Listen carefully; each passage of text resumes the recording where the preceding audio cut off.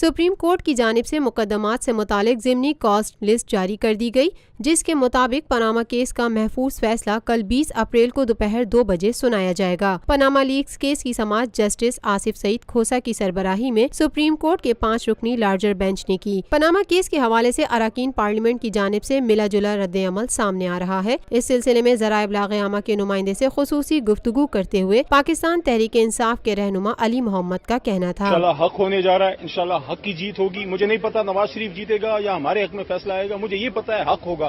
जिसने मुल्क का पैसा चुराया है इंशाल्लाह जेल में होगा। पाकिस्तान पीपल्स पार्टी के रहनुमा सेनेटर रहमान मलिक का कहना था, देखिए डॉन लीग्स का तो बहुत पहले आना जाना चाहिए था, लेकिन क्योंकि एक कमीशन बना था, कमीशन की अपनी स्वाबदीद होती है कब जवाब देता है, क्योंकि इस वक्त इंटीरियर मिनिस्टर साहब की भी स्टेटमेंट आ गई है, आपने देखी है, और DGISPR की भी स्टेटमेंट मौजूद है, तो मैं इस पर ज़्यादा बात नहीं करना चाहता।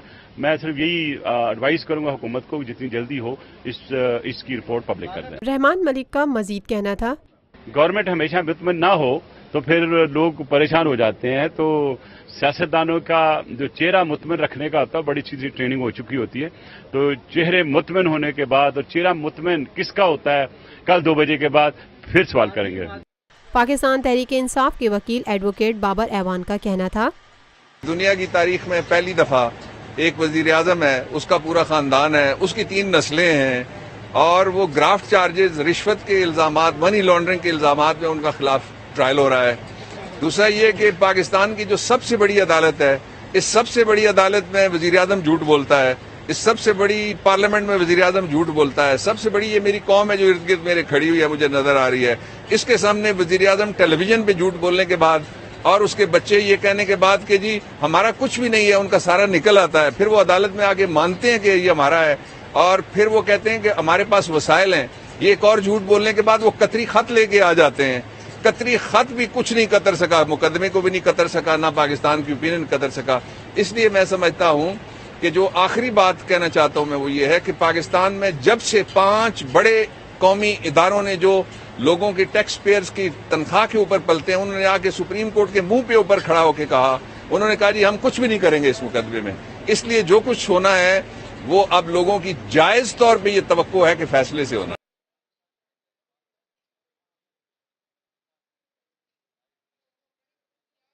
Lotus Lake Towers, a groundbreaking endeavor by Lotus Properties.